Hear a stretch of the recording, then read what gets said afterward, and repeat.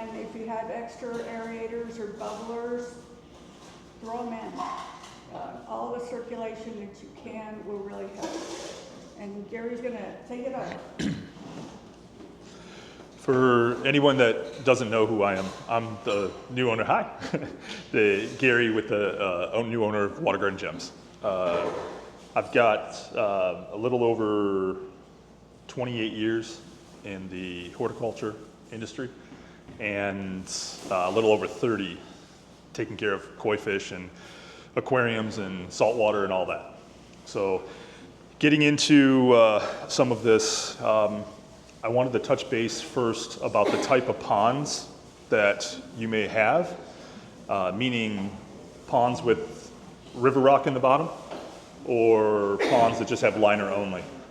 Because depending on what those are, is really going to determine some of the filtration and the amount of maintenance that you have for taking care of them.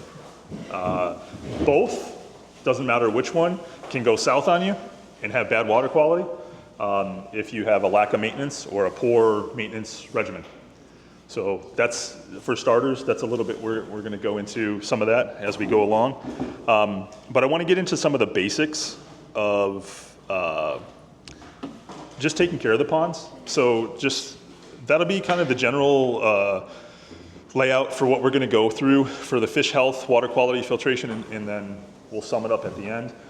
But general fish health, your fish tell you a lot about what's going on in your pond. If they're isolating, if they're staying at the bottom, if they're kind of lethargic, they're not coming up when you feed like normal. It tells you a lot that there's something off in the pond. So where we were talking before, you know, where Deb mentioned about doing water testing, I had a conversation the other day with her. 90% of the time, I never test a pond. The only time you test is when you start seeing some of those things. The fish are isolating or whatever. And a lot of times it doesn't always have to do, like their current problem that you're seeing, it may have resulted from poor water quality, but now you're in a whole nother realm by the time you see the fish doing these things. Because now they're getting bacterial infections, fungal infections, and it goes on and on at that point. And a lot of that does stem back from poor water quality. So watch your fish. When they're small, it's a little bit harder to tell. When they're larger, say 12 inches or so, then they start acting like kind of like children that are sick. Same idea. But when they're babies, typically they're dead. Right? By the time you see it, by the time you see something's wrong, they're already upside down in a filter or something like that. You never get to really try to fix the problem. So from that kind of teenage years, we'll call it 12 inches, 8 to 12 and bigger, that's when you can really notice what's going on. If you ever notice or go out to your pond at night and you see your fish, if they are just sitting at the bottom, most of the time their pectoral fins are out. It's almost like they're balancing at the bottom to stay upright. If you have a fish that's at the bottom and those fins are tucked in, typically there's a parasite on those fish. And even when they're floating in the water, their fins are tucked, there's a parasite that's affecting them. So again, there's little signs that you can start to tell as you become a more experienced hobbyist that your fish are telling you, hey, look at me, we need to do something different. One of the biggest issues that we see maintaining ponds is that after we get there the first time, we do the maintenance, we do the backwashing, whatever it may be, that pond never gets touched again for 30 days. The homeowners don't ever go back out there, they don't check, they just go out there, throw some food in and walk away. Well, there's still backwashing regimens, there's still, watching the fish. If you have to add an aerator, there's little things that you have to do if you're having someone else maintain your pond, other than, if you're doing it yourself. Weekly on our ponds, like on the property or my personal, when I had mine, we would backwash weekly. So you're always putting fresh water back into that pond and getting the dirty stuff out. Even between your backwashes, you still have debris in the pond that's breaking down and releasing phosphates, nitrates into the water. So the more you can backwash, the more you keep fresh water coming in, the better off those fish are going to be. You're never going to reset your pond. You'd have to completely clean everything completely out of it, kill all the bacteria in your filter before you'll ever reset your pond. So if you're doing a 15, a 20% water change once a month, that's great. That helps out the fish. Our big tanks that are in the koi pavilion, those are on constant 24/7 water flow through. They're always getting fresh water into those tanks. So they never have a chance to build up a lot of bad bacteria. And we backwash once a week. It doesn't matter if we have a heavy bio load and a whole bunch of fish in the pond, or if we just have 2 or 3. We do the same regimen throughout every time. We may not need to take as much water out if it's a lighter fish load, but we're still doing the water changes constantly. And if you find a good regimen to do this, it should take you 10, 15 minutes. Even on a larger pond, if you have a big filter, the amount of pressure coming out of those and that flow coming out, it should get you done pretty quick. And you'll see your fish will be a lot happier, and they'll swim more, they'll eat more. In turn, they're gonna release more waste, but that fresh water constantly in there does a huge benefit for the fish.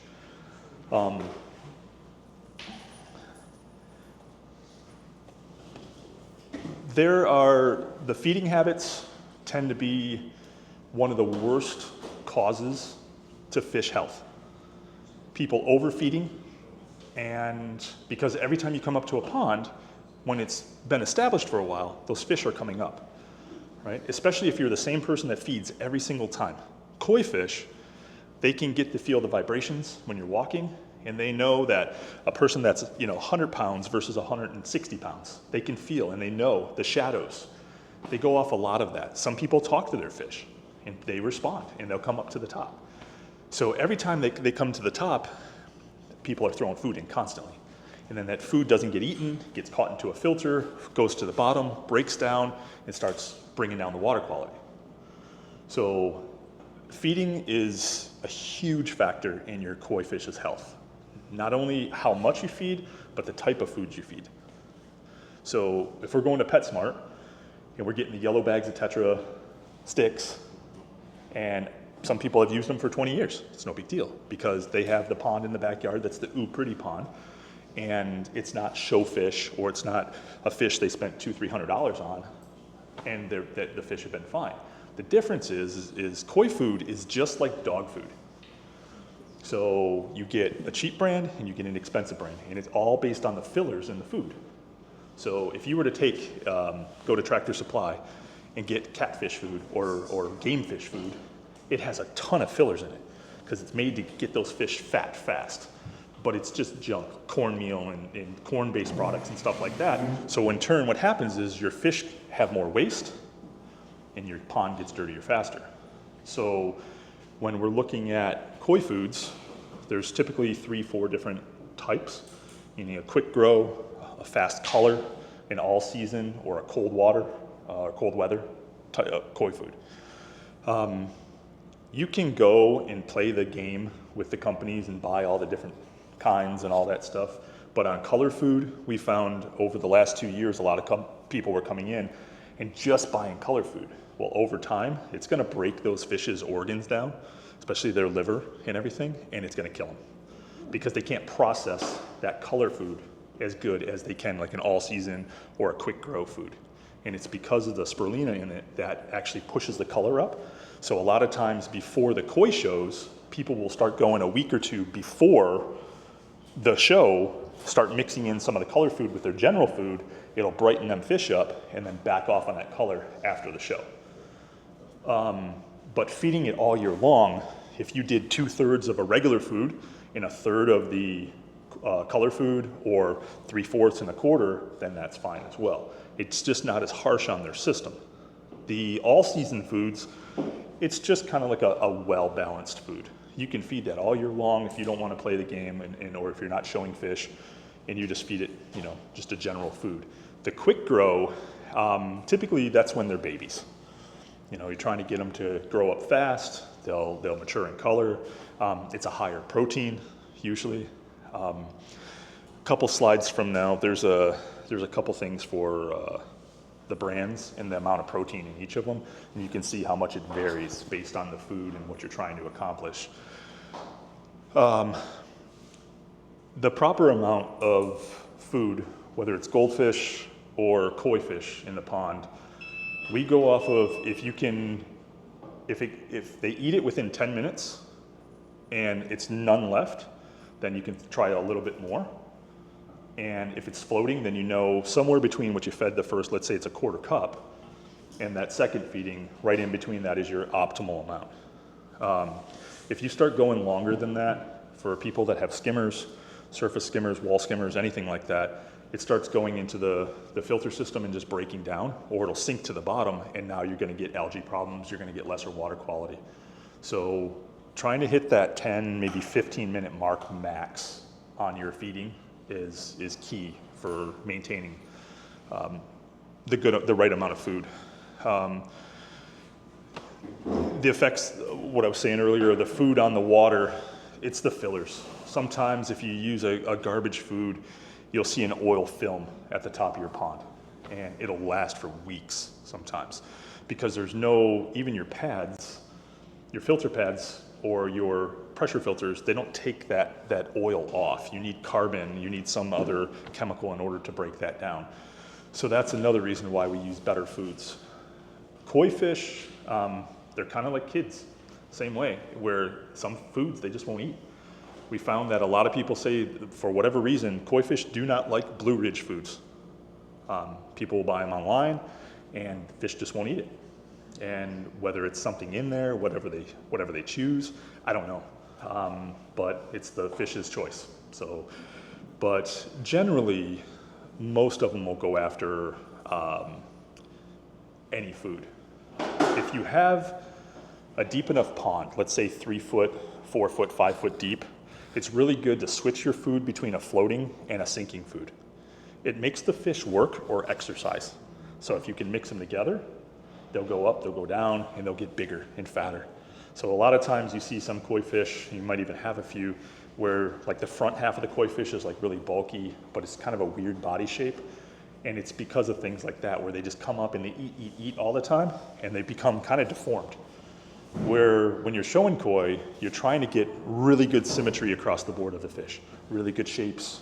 And so having them be able to exercise, so longer ponds, not so short or deeper ponds where they can exercise just like us, will get them to that size and start to balance their body structure.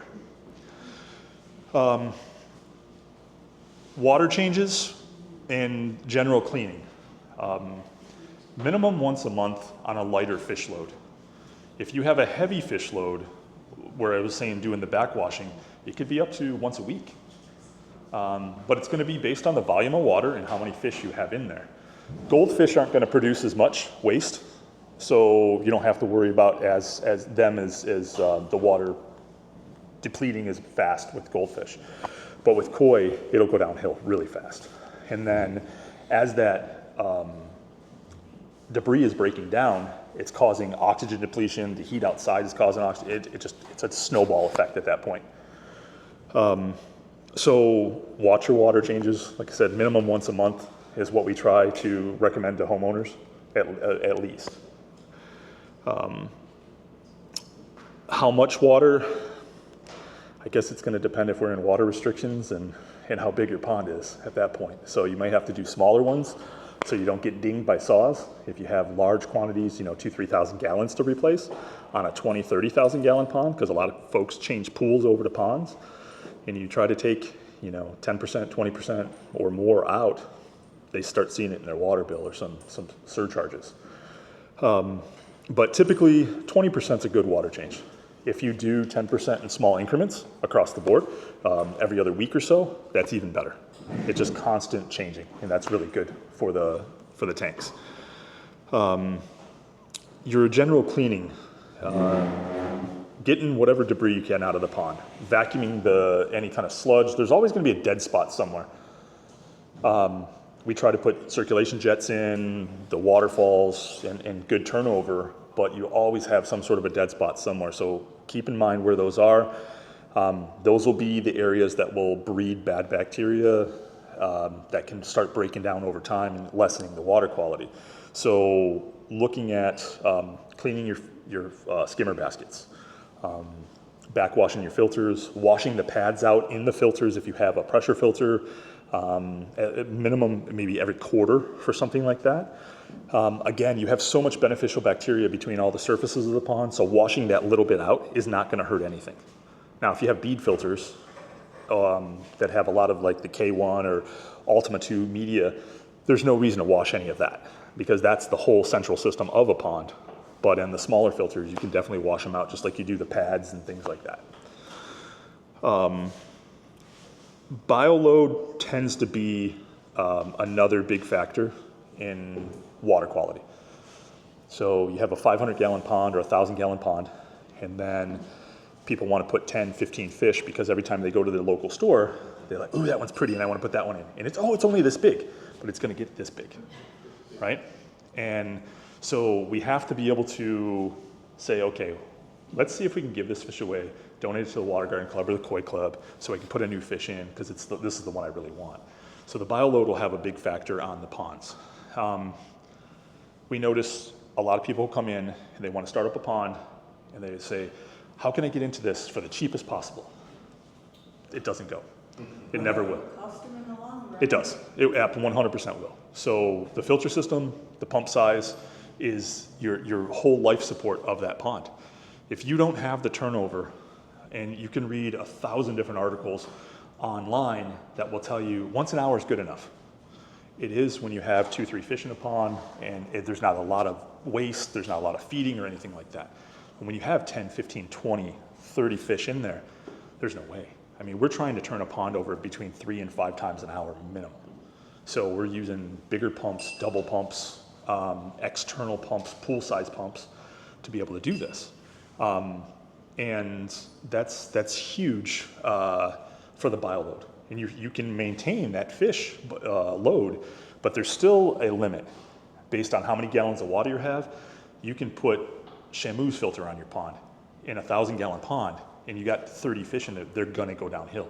There's just a limit between oxygen, stress, the amount of bacteria you still can't take out of the pond. So there's still limits for what you're doing, but depending on the design of your pond, if you're gonna do like an ecosystem pond, like the one here when you first walk in the gate on the right, gravel and plants everywhere, that pond has a lot going on between the ecosystem and then external mechanical filtration. So it's all in the design and what you're trying to do to support the bioload. But again, people wanna mix a lot of fish because there's an auction at the Koi show and they were $2 a piece and let's throw 5 more in. And all of a sudden, you know, what you don't see is in the gills where they start getting parasites and diseases, and then underneath the fish where they start to get ulcers, fin rot, mouth rot. And then you take a fish out because it dies and you're like, oh, I didn't even see that. And that's what usually constitutes because it's too heavy of a bioload and the filter is not large enough to support it.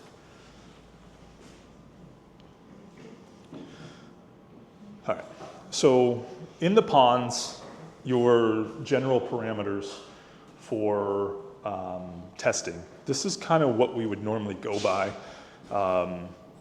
when looking at just a general backyard pond. The temperature, the fish are comfortable around 65, 77 degrees, somewhere right in there. When you're trying to grow a koi, because you want to show it, if you can get that temperature up 82, 83 degrees, where they want to eat more, then they're going to grow faster.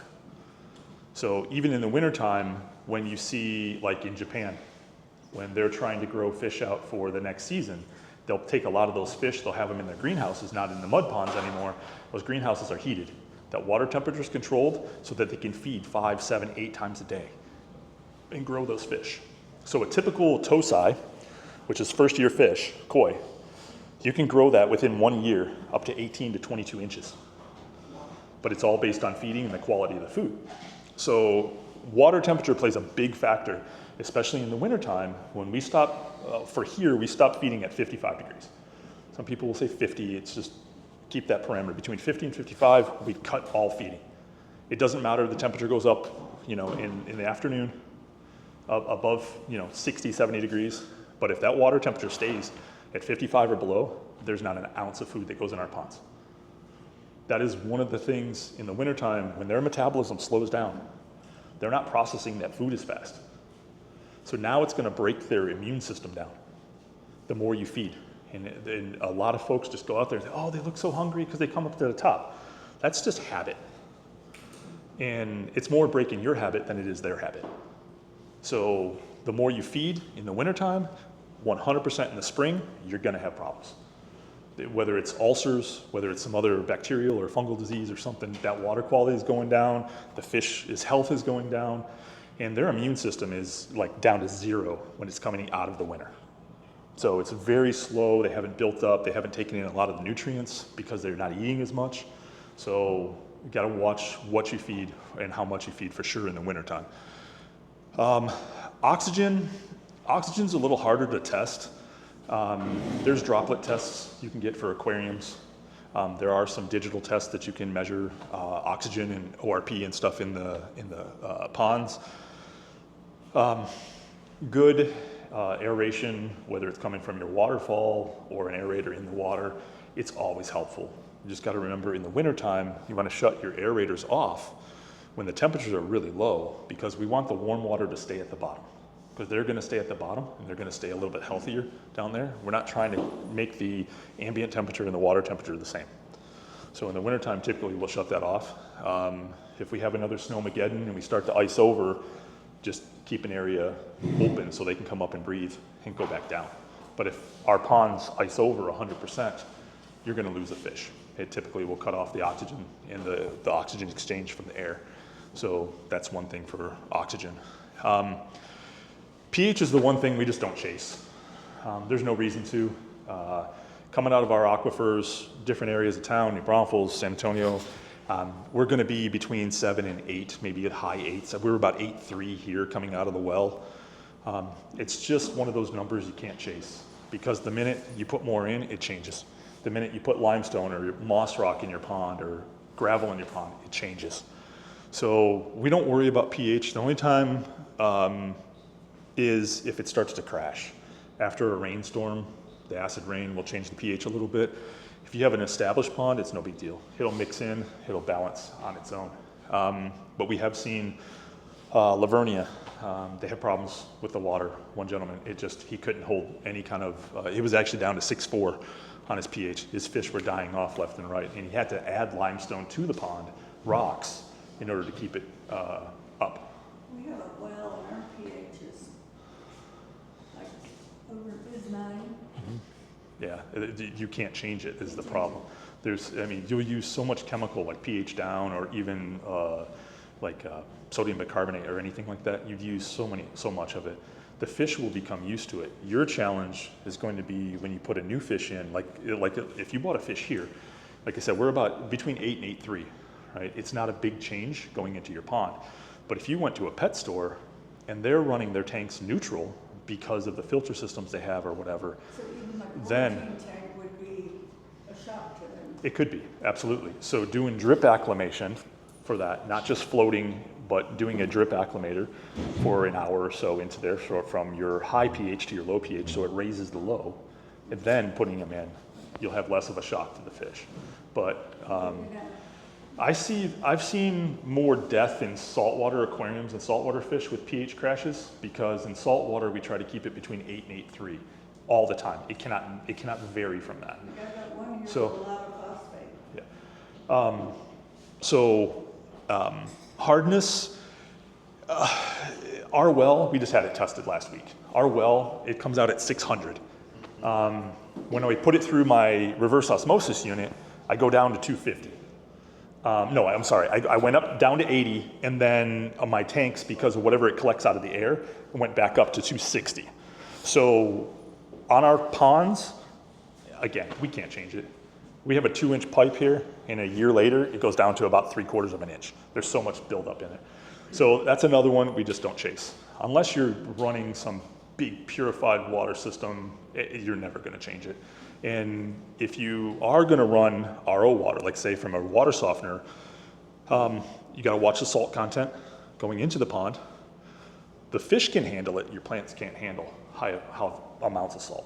So if you're over 5% salt or salinity in the water, most of your plants are gonna start to die off, or they'll slow down because it's gonna burn the roots. The fish will love it. They're gonna breathe better. It's better for their slime coat. They can osmoregulate better, but the plants won't like it as much. So you can use soft water. But again, you gotta watch the pH in that, because that typically is gonna lower the pH as well. Ammonia, the next two for ammonia and nitrite, if you have those in your pond, you're on your way to death. Typically, if you see your whitefish or white and red fish, and they start getting red veining on the surface of their skin, that's the blood coming to the surface of the fish, trying to get oxygen, because they're getting typically nitrite poisoning, where the nitrites are taking over in their bloodstream, and they're starting to struggle. You'll see them breathe faster. You'll see them just very lethargic. Sometimes it'll be caused from stagnant water temperature going up, lack of oxygen, or just overall bad water quality. That's one of the big things when you get a fish. Let's say you have one shipped in and you bought it online and it sat in an airport for 3 days or coming across. In the bags, this nice bright colored fish you've seen online that was beautiful white is now half red, kind of pinkish color. And it's because the nitrites and the ammonia in the bag are starting to build up. If the ammonia in the bag builds up, it burns their gills. Now that isn't repairable. So they don't recover from that. So anywhere, and if you get ammonia or nitrite, those are the two worst that you can have in your pond. So typically they should be 0. Ammonia should always be at 0. An established pond, all of your beneficial bacteria throughout that pond, filter system, everything is going to control the ammonia. Your nitrites will spike when you feed naturally. But because you have an established pond, you have established beneficial bacteria, it'll balance out pretty much within 24 to 48 hours and go right back down. But it's never going to get to a level from your feeding where it should be deadly. Chlorine, tap water, that's one of the biggest killers. Had a gentleman, what's it called? I keep thinking Rockport. Kerrville. Called us the other day, killed 5 of his fish. Ran a hose in there, forgot about it, and chlorine killed it. People that live real close to water towers. Garden Ridge is a huge one. Garden Ridge changes their water quality almost weekly. Depends on who's putting chemicals in, who adjusts the controllers. And so you can get different chlorine levels and chloramine levels throughout the weeks and months. Chlorine should always be at 0. Whether you're using a, like they call them Boogie Blue, it's a hose attachment. It's a filter, kind of like for an RV, and your water will go through it. It purifies it, it cleans it, takes chlorines, chloramines, ammonia out, so it's safe for your pond, and it's made for ponds. You can use an RV, but typically you have to put some sort of a pressure regulator on it because they can't handle 60, 70 pounds of pressure coming out of your hose bib. Or general dechlorinators, ACCR from Fritz, the powder. The big thing, chlorine's one thing, but chloramines is really the biggest killer. That's killing the fish. So in San Antonio water, we have high chloramines and ammonia that are in the water. So it's definitely a necessity to use either a liquid or a powdered dechlorinator. Those should always be on hand if you're adding water to your pond. If it's just a little bit of water, you're topping off because it went down a ½ inch or an inch in the pond, put the hose in a skimmer box, put it far away where it's going to circulate and blend in. No reason to put your dechlorinator in and waste your money because it's not going to do anything at that point. It's just a minor amount of water. You do a water change, you drop your pond down 4, 5, 6 inches, you want dechlorinator. But remember, you're only putting in like ACCR or the liquid based on the amount of water you're taking out. You're not putting it back in based on your pond volume. We have a lot of, that same person that killed in Kerrville, every time he dosed dechlorinator, he was dosing it to the whole pond volume. So now we have a whole nother problem because now you're chemically killing your fish versus the tap water. So he had a double whammy. You can go into phosphates. Phosphates and nitrates kind of go hand in hand. If you have either of those, they kind of feed off each other. If you see string algae, if you're getting surface algae, then you have phosphates and nitrates. Every pond is going to have phosphates and nitrates. It's byproduct of feeding, it's byproduct of waste, any kind of organic matter breaking down in the pond. So no matter what, you're gonna have that in your water. It's a matter of controlling it, and that's gonna be based on your maintenance and doing your water changes. One here that's pretty dark. For phosphates, all it does is feed algae. It's not gonna kill your fish. If you look at the mud ponds, they're brown, right, in Japan. They're brown, they have algae in them. The fish feed off of it. It oxygenates the water. It's not horrible when you're trying to grow fish and stuff, when you're, you know, in like breeders and things like that. In our ponds, it's like, oh, I don't want to look at that anymore, it's nasty. And it's because of high phosphates and nitrates, and it becomes poor maintenance regimen. So more backwashing, less feeding, smaller bioloads will start to adjust that. I would be very impressed with anyone if you can get it down to 20. That is the industry, what they say, to 0 to 20. I struggle with that in an aquarium, and I've got 10 times the filtration on my saltwater aquariums than I do in any of our ponds. It's very hard. There's so many factors that are playing into that for nitrates. But again, simple water changes will keep those low. So not a huge thing to worry about with either of those.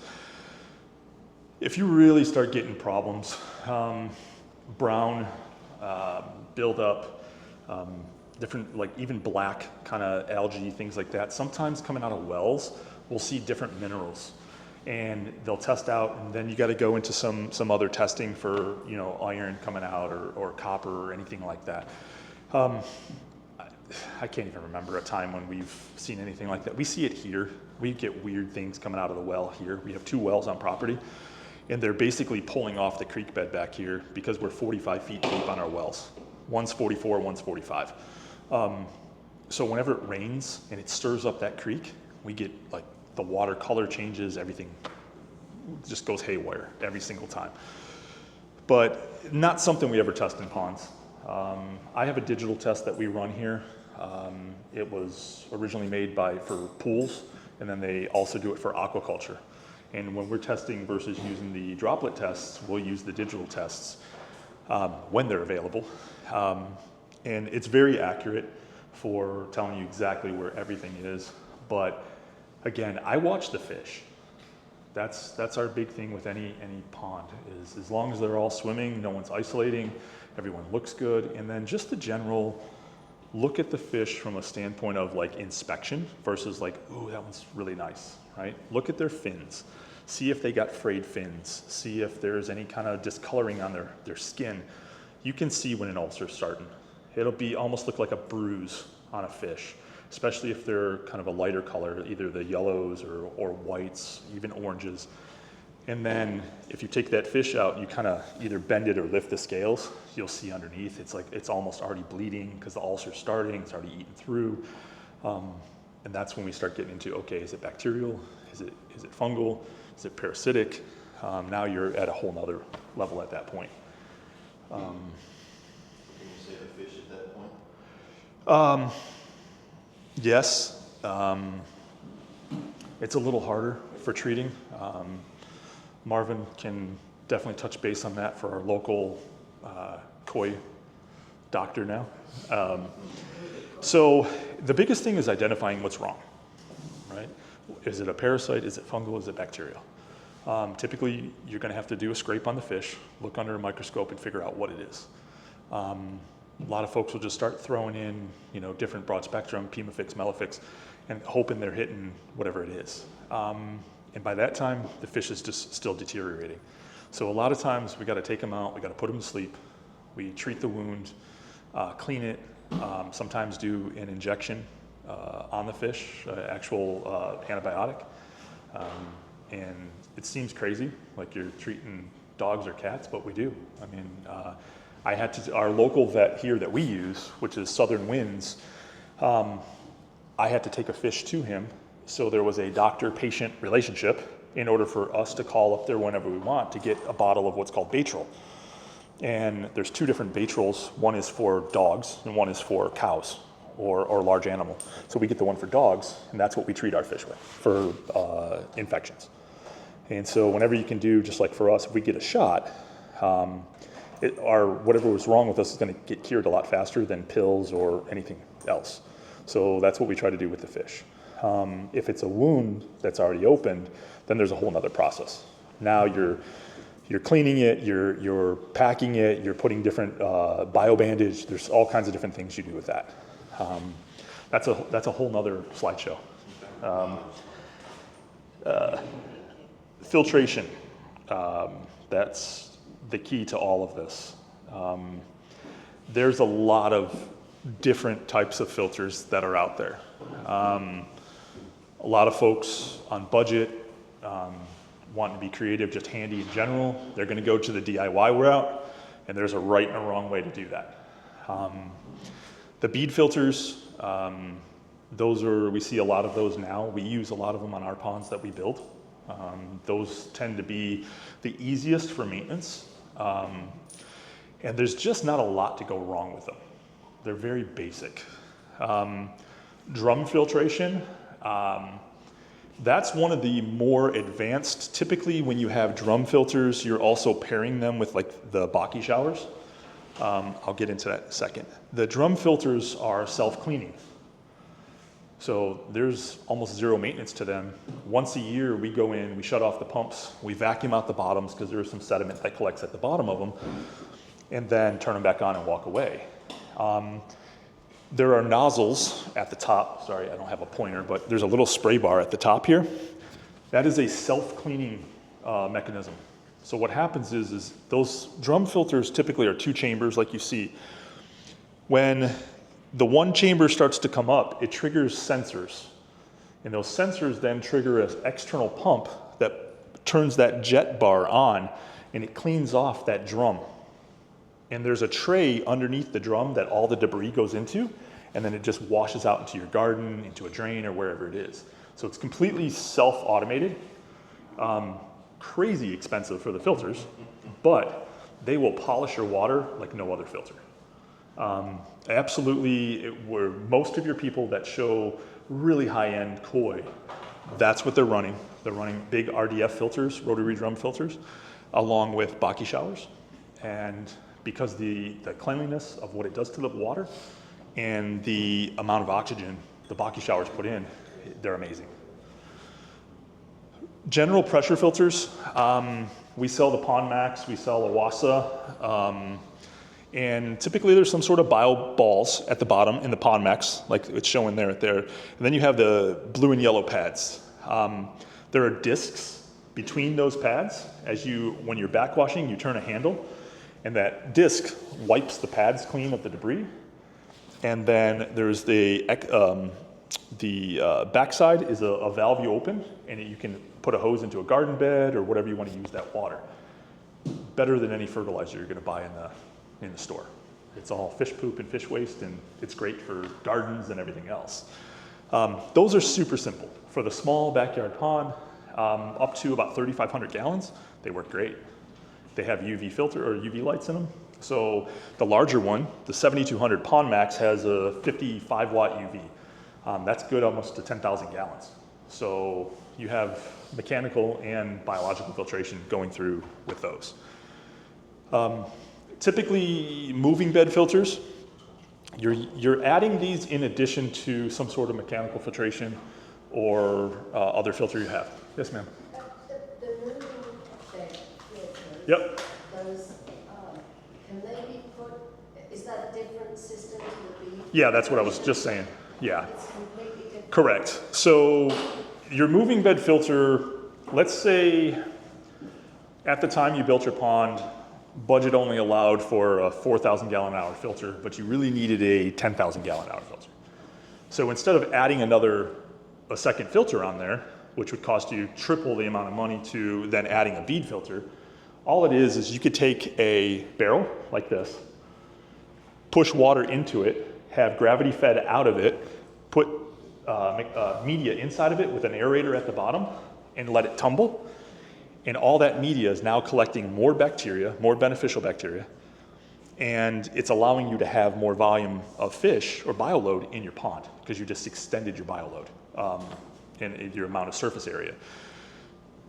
The idea between either a bead filter or moving bed filter is the movement of the beads. So with them moving in those filters in good aeration or good water flow, they're constantly shedding the bad bacteria or the dead bacteria off themselves because they're hitting against each other and they're tumbling, and it's allowing new bacteria to stay. So as it's shedding old and the old you're backwashing out, now all the new beneficial bacteria is constantly growing. It's keeping your system balanced. That's the whole part of the ecosystem when it comes into moving beds and bead filters. When we've been to numerous properties with bead filters where they don't backwash enough, and you open the head unit off and it's like a clump of mud or concrete back there. We just cleaned ours completely out. Yeah. After like So one of the big things with some of the bead filters, if you're not using them, is to put a blower on the bead filter. So there's an air blower, and there's a certain way to set it up, but when you go to backwash, every single time you turn the blower on first, it pushes a huge amount of air into that tank and stirs everything up, so nothing's collecting or solidifying at the bottom. Now you shut it off, now you backwash. And all that junk and stuff comes out of your filter now. Is that something we can buy? You can. You can always add it to it. Is that something you can install? Yep, yep. But going back to that hardness of water here, we have a filter in the back right now that looks like the bead filter. The beads are absolutely solid like concrete, a year and a half old. And it's because of our hardness of water here. When we backwash weekly, and I can't break it with a shovel. I have to actually get a small jackhammer and crack it to get all of them out and rebuild it. That's how bad our hardness is for here. The Baki showers, typically this is going to be in addition to some other sort of filter, whether you have a bead filter or whether you have the RDF filters. Water is pumped in through the top, and there's a spray bar in the top. And there's a whole bunch of media, and typically there's one that's called Momotaro media. It is a porous, almost like lava rock type material. And what happens is all those pores gain beneficial bacteria. And because of how the water trickles through all that media and all the pores, it hyperoxygenates the water as it comes out at the bottom and returns to your pond. Better than any aeration or any aerator disc, anything you can put on there. They're absolutely amazing filters. They can take immense amount of water flow, 15, 20,000 gallons, the larger units. So you can really turn ponds over. And a lot of the guys that are running or have these koi fish that are 3 foot, 38 inches, 40 inches, they're running big Baki showers and things like that. Wouldn't calcium plug that up if you had a lot of calcium in your water? It's just one of those things you can't. It's the hardness and everything. You're not going to get away from it. So it's a maintenance regimen, right? The same with your rotary drum filters on that jet. The little nozzles will clog up. So every time you go to clean it, pull the nozzles off, clean them out, put them back on, or have a second set ready to go and put them on. So that gets into that routine and a good maintenance regimen. And I have the blower. Mm-hmm. Okay. Yep. Your natural filtration, just basic ecosystem pond. Gravel, lots of plants everywhere, and that's what the pond out here is, mostly, is how we created it. But they work really well, but they are more maintenance. You're 100% going to clean them once a year, depending if you're around trees or any kind of debris blowing in or anything like that. But that is the more natural look to a backyard. If you have a really pretty like English style garden and you want this little cutesy pond, that's typically how you're going to see them. You're going to see more of an ecosystem pond, and they're very good. They work well. There are some other chemicals you have to add in order to maintain things in the different water quality. But if you're washing out the pads, both in the skimmer and the biofall and stuff, those ponds will stay crystal clear all year long. And then if you have a large pond, pool conversion to a pond, call it 10,000, 15, 20,000 gallon ponds. To try to get a filter large enough, whether it's a bead filter or drum filters, just on average, your drum filters start out at about $7,000. Okay, bead filters typically on a 10,000 bead filter or a 20,000, they're right around $3,500 for the bead filters.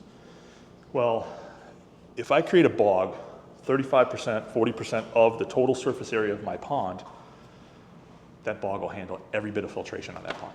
You can handle, 20, 30, 40, 50,000 gallon pond with a large enough bog, and your plants are doing all the work. And then every couple of years, you may, depending on how it's designed, you may have to go out there, clean out all the gravel, and either replace it or wash it, and then put it back in. But there's other ways to build bogs where it's literally put a sump pump down in the bottom, pump it out, and then refill it, and you're back to square one and ready to go.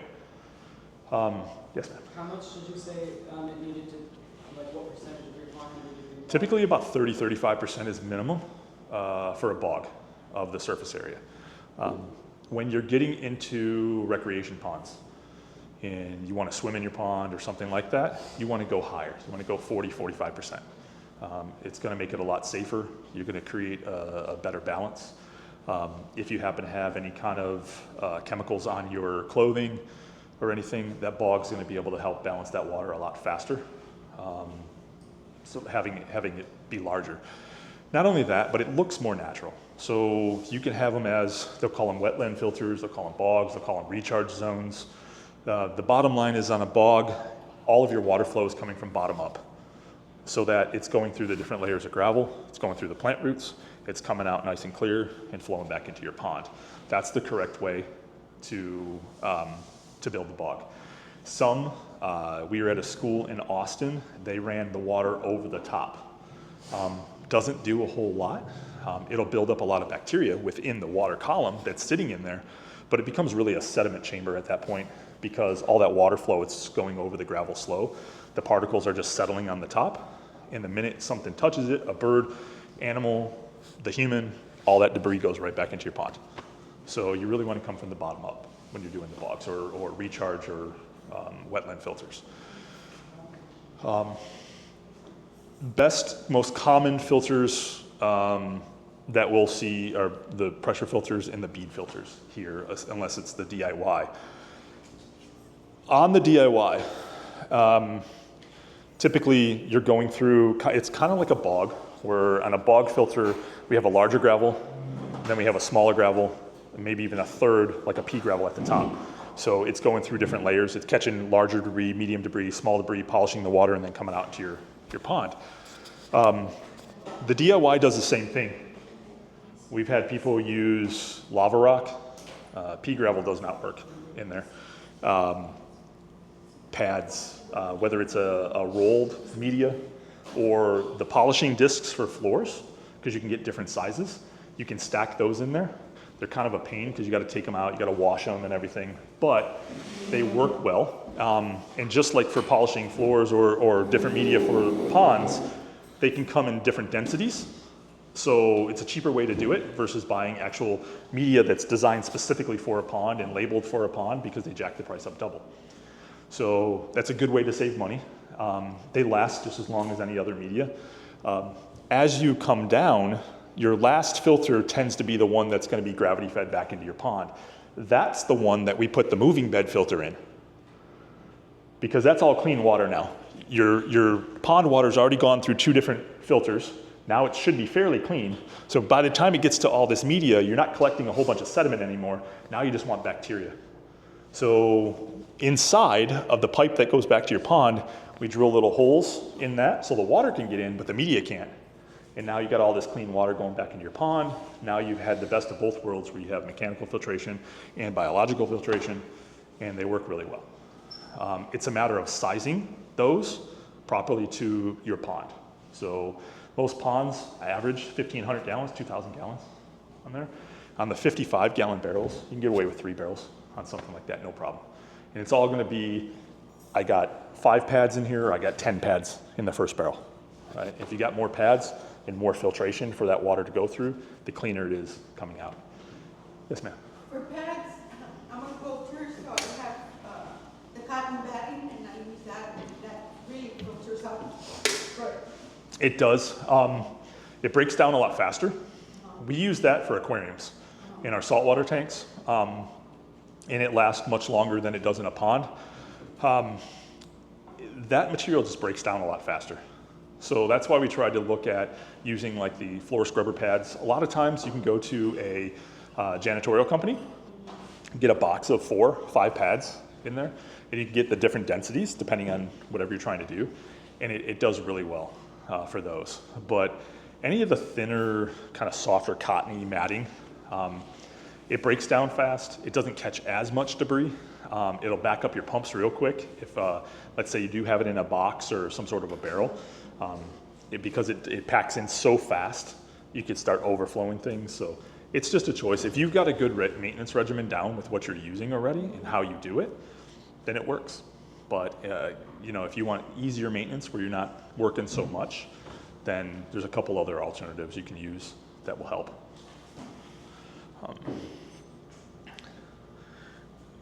We're biggest into pressure and bead filters. That's what we use the most. It's very specific when it comes into the larger filters.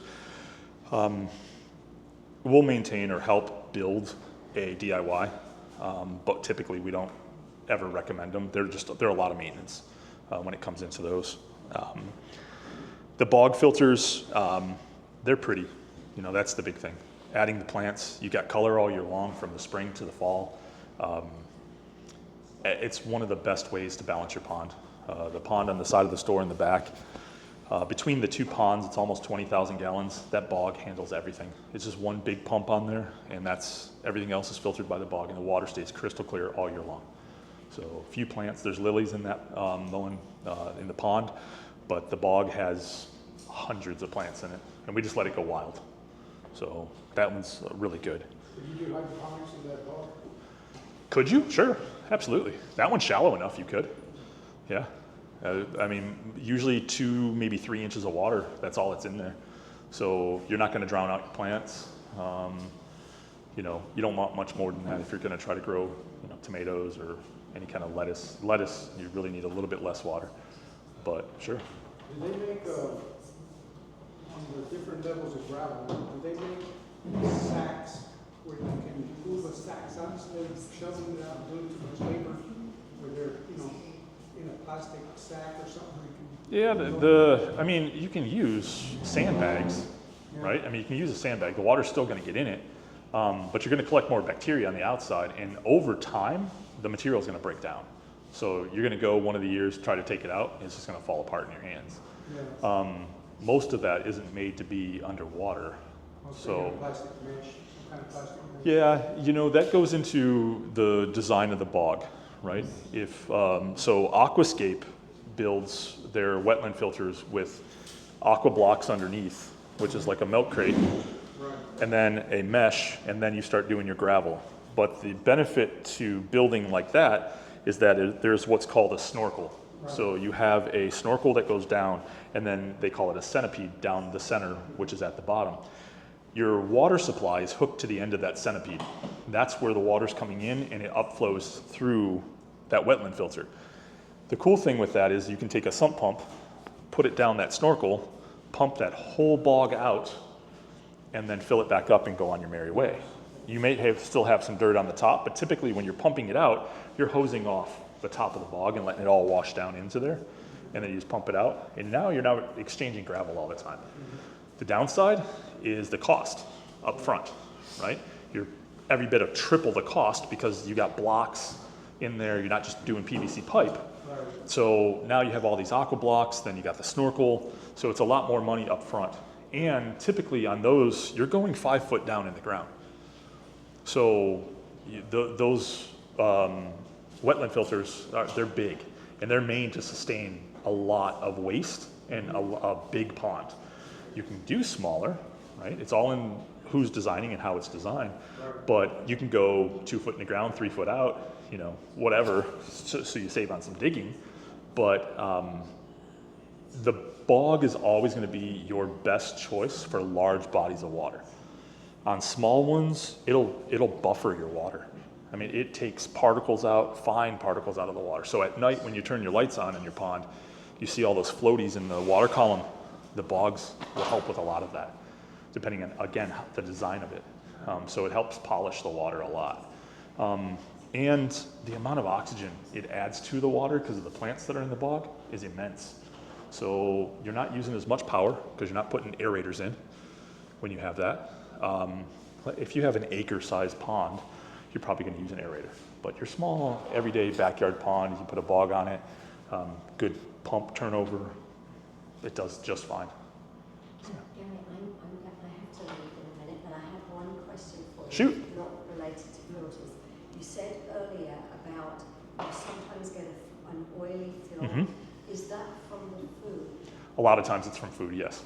Okay, so Unless you have some sort of debris, like a neighbor sprayed chemicals or something like that, it's typically your food. it's the food. So is it because it's just a regular poor quality or a better quality? I've noticed we don't have that anymore, but we had it earlier when I was just giving them the generic spring. Correct. Yeah, so if you get just a general everyday pet store type food or anything like that, then yes, you're gonna get that oily film at the top because of the additives they have in the food. Thank you very much. I think that, I have a question. go for it. We had the second filter that you had big, Sorry. that one, the second. Okay. From the top line, Mm-hmm. that's the one we have. Okay. With sand, do we do better if we go to glass? So glass typically is for buffering, or polishing the water. So like there's a brand of filter out there that runs 2 of those in sequence. So they'll go through sand, and then as it comes out of the sand, it goes into the glass, and then it cleans it from that point forward, or it's clean water from that point forward. As a first line filter media, no. The issue with sand, the issue with sand is how fast it clogs up. You have to have high flow going through the sand filters. The snake farm had that problem. So they had 6 or 7 sand filters on their pond out there, and within a week they kept backing up because of how much algae it would incur in the filter. So if you can control your amount of algae in the pond, then your sand won't back up. In a pool, when we use sand filters, the chemicals we're using in those pools are killing all the algae off, so it never really backs up that sand filter for, a year sometimes. That's why it's always a year and a half. 10 years. For what? 10 years. You've had yours before we have to change it. on your pool. And the pool. Yeah.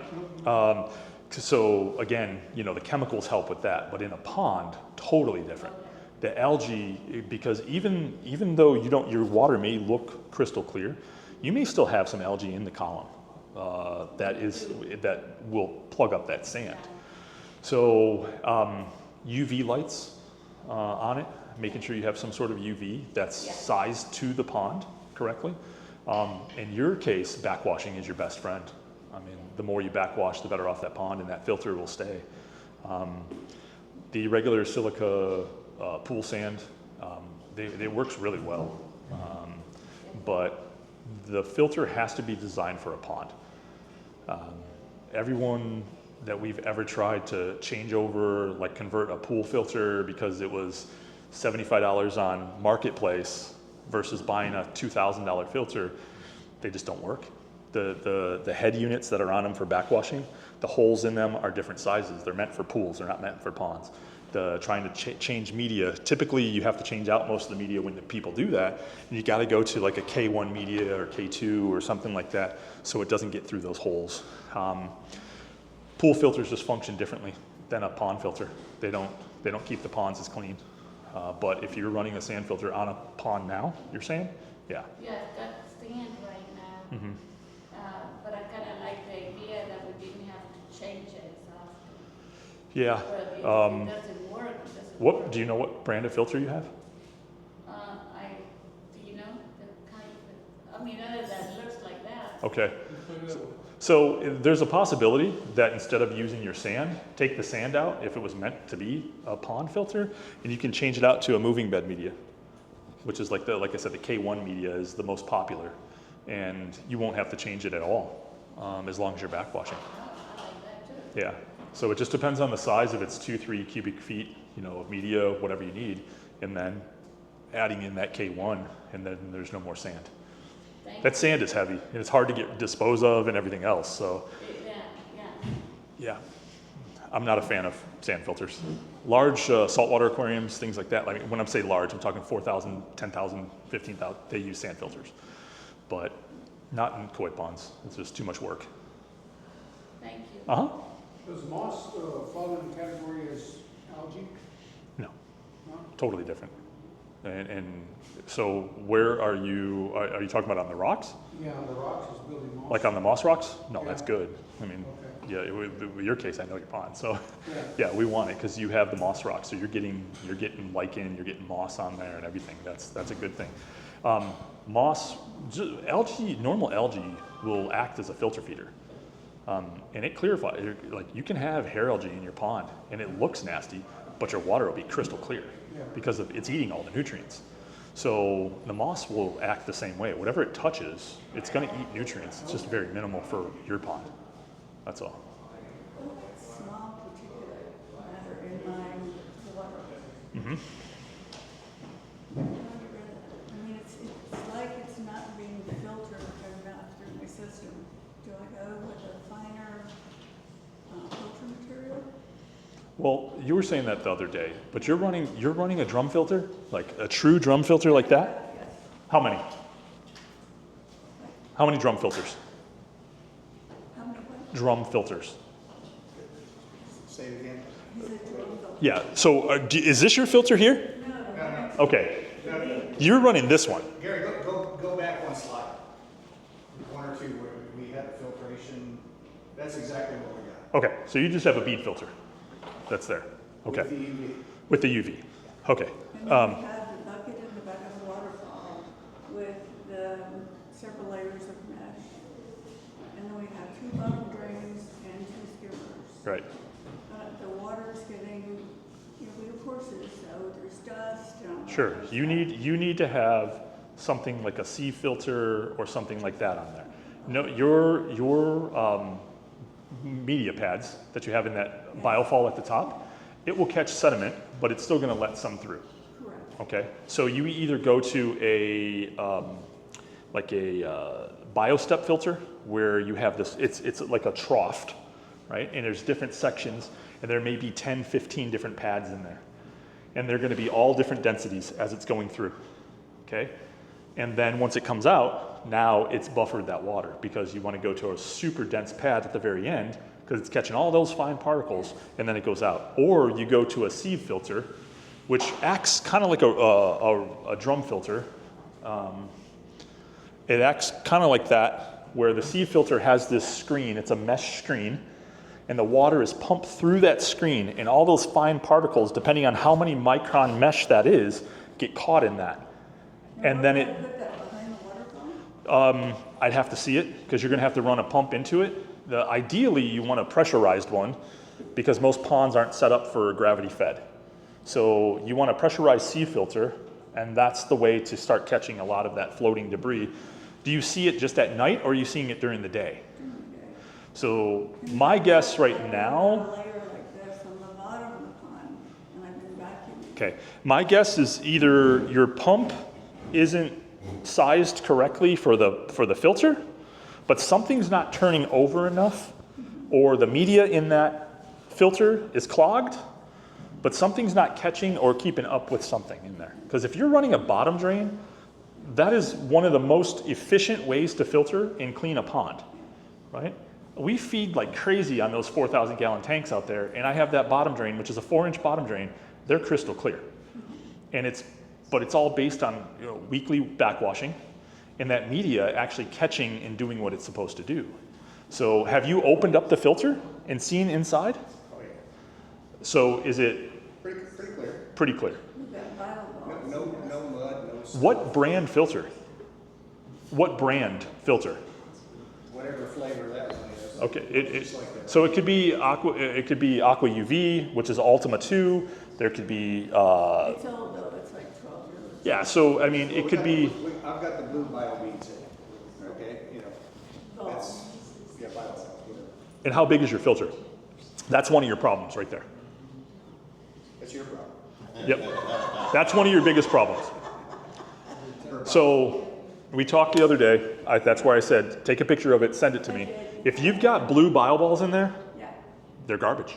Are don't We work. used to have those, Nope. the little bead filters. And that's what you want to put in there. You want to put K1. K1 media is the one you want in there, because think about it. Like if I took, Disintegrated after many years, and so. sure, they're going to break down. But if I took the BioBalls and I put them in here, right? I may fit 8 or 9 in here. I take those and I put them in here. I'm going to fit 100, maybe 200 in here. So now I just increased your surface area for beneficial bacteria, which you just got done having fish die off, right? Because of water quality. So more surface area, more beneficial bacteria, the more balanced your pond will stay. Because when I had that, so with the fine beads, Yep. we did not have this problem. So. Yeah. So fine beads and then a blower on the filter. We have a blower. Okay, so if you got the blower, then you're even better. Perfect. Yes, and you'll have a lot less problems going into that. But when you change that out, you're going to have to put some sort of bacteria into the pond. Even though the pond has bacteria, that filter is basically brand new now. Beneficial bacteria. Correct. Correct. Whether it's a powder, a liquid, whatever it may be, just drop a little bit in, even in the pond, because then it'll start to seed it. But you won't have that huge spike and drop of doing that. I think you hit it. Good. Thank you. Any other questions? Back to the water quality, I had a roof put on like 3 years ago, 4 years ago. Then recently I had gutters put on and I have a water catchment. That big tank you had? What's that? The big tank you had? The black tank? Yeah, yeah. The water runoff from the roof, somebody had told me that chemicals from the roof are not good for the fish. It can. It's been several years, I had rain and everything, and now it's. Yeah, and honestly, the only reason I can speak on it, because obviously I know your pond, your filter system keeps up with that. A little bit of debris that comes off there. You'll get oils, especially from just regular shingles coming out. The particles, it's like sand. Once it tumbles around a little bit and washes down with rain, it's basically sand going in there from the grit coming off your shingles. Yeah. Not a big deal. Oils, if you live next to a road, right, and there's roads like here, right, and they're spraying, they're putting things down, there's powder, there's things landing on it all the time, you might have some problems. Yeah. But your filter system's large enough to keep up with that pond, with that bottom drain and everything else. There's nothing to worry about in yours. The filter system you put in, is it? It's an Ultima 2. It says blue balls or? No, so Ultima 2 filters, which look like that, but it's just the brand. They use a black bead that it looks like a stirrer straw cut into maybe 1/2-inch pieces. It's a patented design, which is good and bad for them. There's a pro and con with that. Their design, because the beads are so small, they tend to collect a lot of debris fast. And if you're not staying on the backwashing once a week, once every other week, depending on the bioload, those beads back up and they become solid in those tanks, and then you have to replace them. And those filters really should have a blower with them now. We're convinced of that 100% over the last few years, that every manufacturer out there that is building bead filters is now putting blowers with their filters. Ultima 2 or Aqua UV is the only one that doesn't do it still. And we see the most issues long-term with their beads. And they're a pain to work with, the company itself. You can't get new beads unless you have the serial number from the head unit or the sticker on the front, because the black beads they sell are proprietary to their product. In the bottom of the bags, when you get the new beads, there's a white powder, and it's a non-active bacteria. And so that when that water hits it, it activates and it seeds that filter. Whereas their white beads, which are like your regular economy beads, they'll sell those pretty much to anybody, but you don't get that beneficial bacteria. So their patent, why they sell those filters and the cost of those filters, is based on those black beads and that bacteria that comes in those bags. So it'd be ideal to put a blower on it? Yes, yeah, it just helps in the long run. And they're pretty inexpensive. They're about $150 Okay. and some time to install it. They're not that expensive, yeah, for the smaller blowers. And I think you have a 10,000 filter on yours, so. As a pond builder, when you design a bottom pump or talk to the customer, which one of these you recommend for, say, a 4,000-gallon pond? The bead filter, so some of that goes into, yeah, so some of that goes into budget, right? So like when we build and we do a proposal, all of our product is line items. So everything's itemized on the quote, so you can see exactly what you're getting and how much it costs. The ones we install the most are the bead filters. So bead filter, external pump, and a UV light. Could be multitude of brands now going into there. Like on theirs, we used Ultima 2 bead filter. I think your guys's, we didn't put a filter on yours. We only had a pump at the bottom and stuff. So We have some new members in here that are listening to have a, yeah, so cost effective wise, and you have some limitations with the flow rates and things like that, but your pressure filters at the end are really cost effective. So for ponds that are, call it 2,000 and below gallons, 2,500 and below, the pressure filter is the way to go. They're pretty inexpensive. They're roughly 50% of the cost of just this filter by itself, or more. But again, how much maintenance? Every year and a half, 2 years, you're gonna be changing the pads out on that. No matter what, if you put a UV with this or a UV that comes with that, every 9 to 12 months, you're changing out the UV bulb. So that's the standard across, it doesn't matter what kind of filter. There's more to break down in the pressure filters. There's a lot of knobs, there's handles, there's fittings, so there's a lot more to break on there. Wintertime, there's a chance that your fittings could crack, whereas on these, they're made for pools. That's essentially, so Hayward, the pool manufacturer, that's who gets most of those bottom pieces here. That's a Hayward tank with like an Ultima 2 or an Aquadyne label put on it. So the pond companies get them from the pool companies, and that's why when we had all that problems with the power outage a few years back, we couldn't get pool supplies because the pool supply companies got them first, then the pond guys got them. But the head units, they're designed just like a pool head unit. So they're made to withstand the cold. You still have to wrap the pipes. I mean, PVC pipe in general, even with the water flowing, it could crack.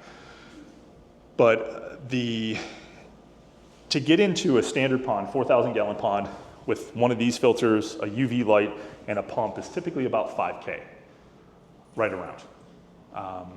Whereas getting into a pressure filter with an internal pump or even a small external pump, you may be about $1,400. So there's a big difference between the two. But again, much easier maintenance. It's gonna last a lot longer, and you don't have to replace things nearly as fast in a bead filter. How much aeration do you need, say, in a small pond, like 500 gallons or less? So we're going off of liters when we sell. So we'll have like a 20, a 40, a 60, all the way up to I think it's a 150 liter pump. So on a small pond, like 500 gallons, we put like a 20 liter an hour pump in there. Usually, depending on how much surface area you have or space in the bottom, could be 1 or 2 air stones or discs in there. Any amount of air you add, aside from like a little aquarium pump, is going to benefit. But on a small one, when we're talking ponds, typically about a 20 liter an hour for a pond that side would be beneficial. Going up any bigger, it's going to get so much motion in the water where you won't see your fish, and then your fish are going to be constantly stressed out as well because they just don't have that calm spot to get to. So smaller ponds, if your pump itself is turning over really good, let's say you said 500, if you can go 2,000, 2,500 gallons an hour turnover in there, you should have more than enough aeration. As long as you have even a 6-inch drop coming off a rock or something, you'll have more than enough aeration going into there. Yes, sir. Yeah, as long as you get the picture up there, the white one in the bottom left-hand corner, are those the solid ceramic pieces, or are No. they like the little No, plastic, look like they're plastic. like a wagon wheel? Yeah. Okay. It would be 10 times more money for the ceramics because of shipping, because everything's gone by weight. Like koi food is just astronomical. If we buy $1,000 in koi food, it's $1,000 for shipping. And that's no joke. I mean, this is absolute 100% to the numbers. Shipping has gone through the roof for everything. But no, they're the plastic media. That tends to be the best. We had those before, and then we put the blue vinyl balls. Well, in. they wore out and they were catching catching it, they're disintegrating and catching in the little Mm-hmm. filter mesh thing. Yep. So you can get out there with a, They didn't fall apart, there was actually something else in there when they first put it in too. The big thing is making sure that your filter is meant for a pond and it wasn't a pool filter. yes. So that's the Now, big it thing. came with those, and we're the Yeah. ones that changed them. There you go. Yeah, then Any you're other fine. questions for Gary? Yeah, I'll pick up and deliver for you. If you want to pay it. Yeah, it's great. You got to go to California though. That's all right. Yeah, I was just there, I could have brought you some. yeah.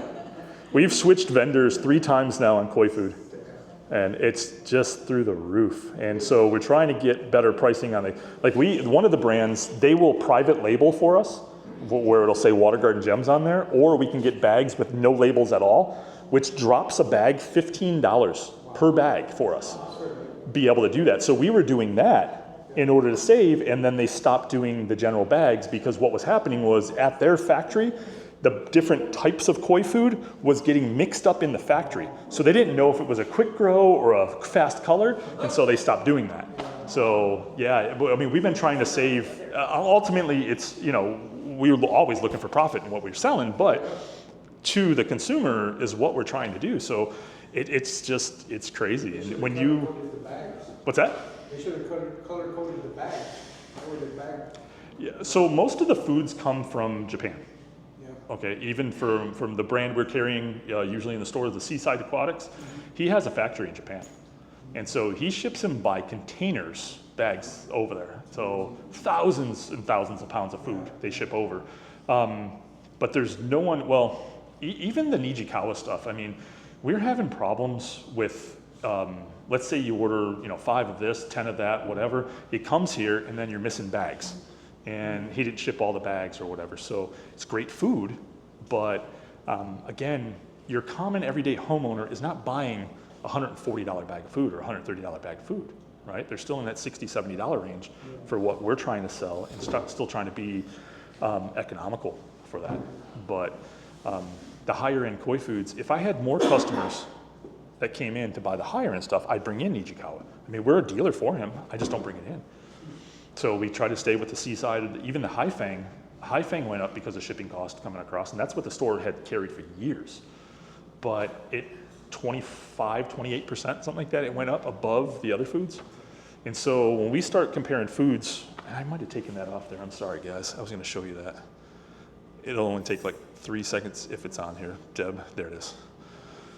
That's the percentage of protein in the foods in there. So this is the one that the store carried forever. And this is on their quick grow. All of these percentages were taken off the growth foods.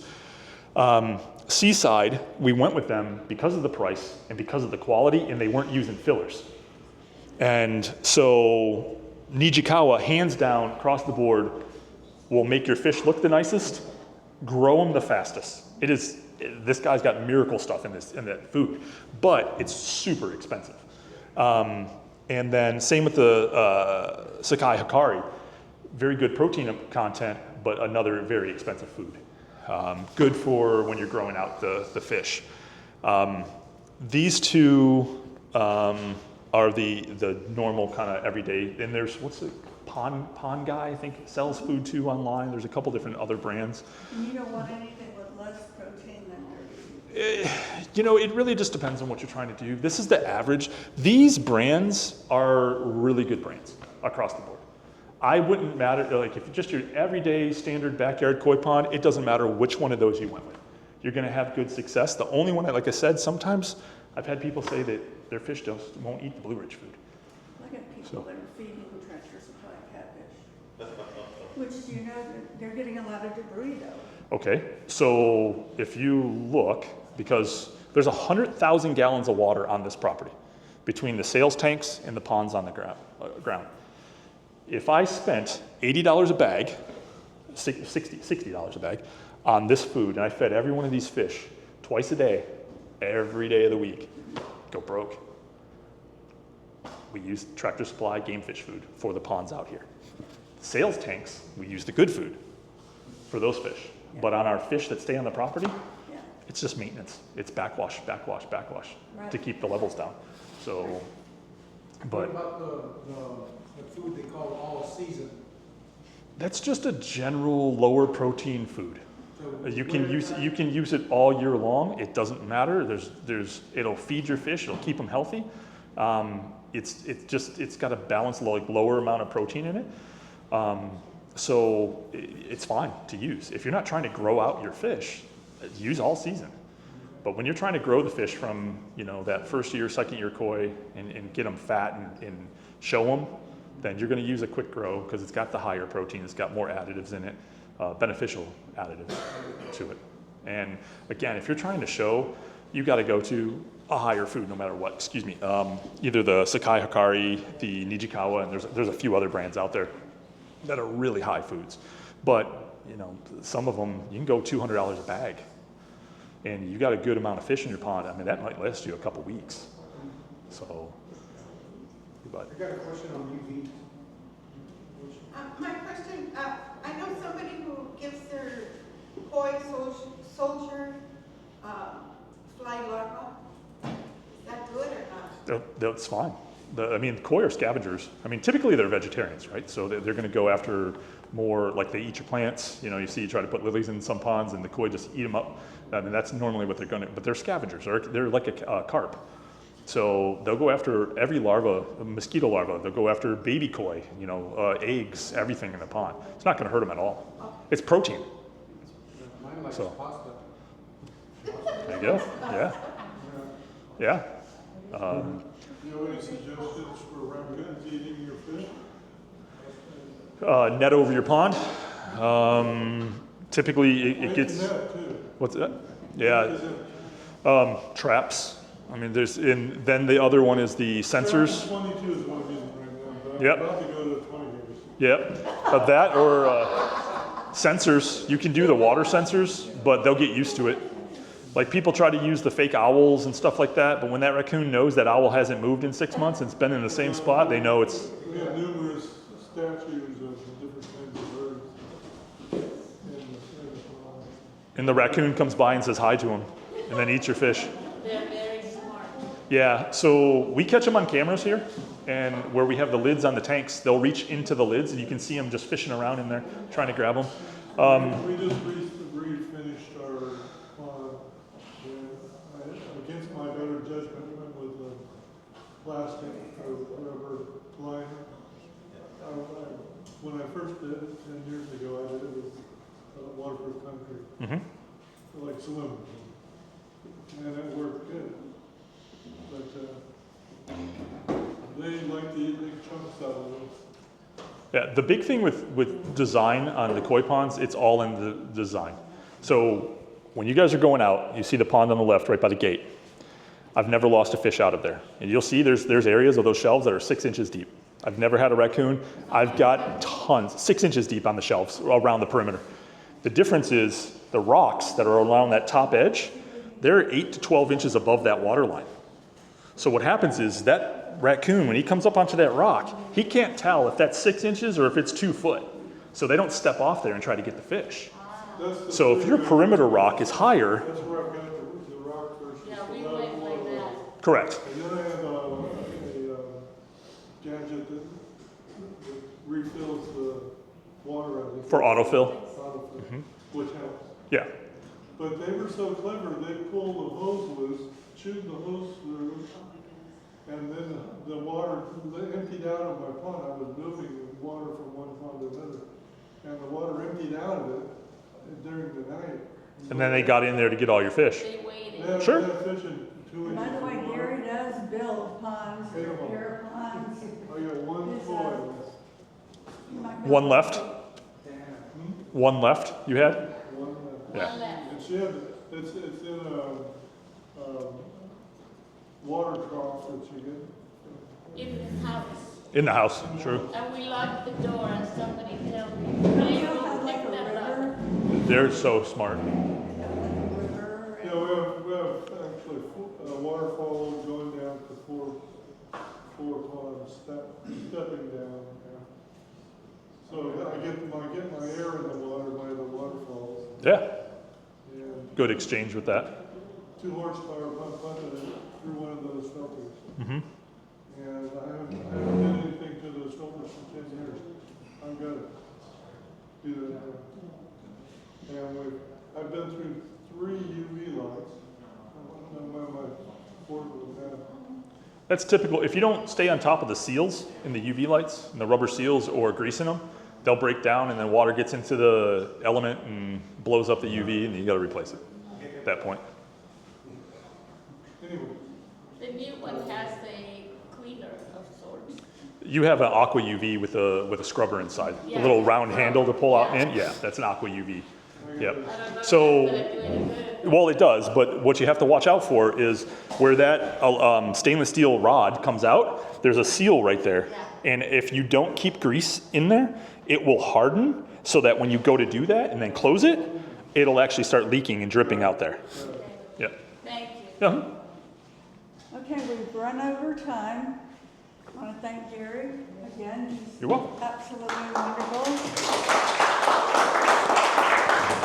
There's going to be a big koi show here in October. 19th and 20th. All come and help. We need volunteers. Also, I believe you just got some shabunkins. We did. Shabunkins and Got comets. some shabunkins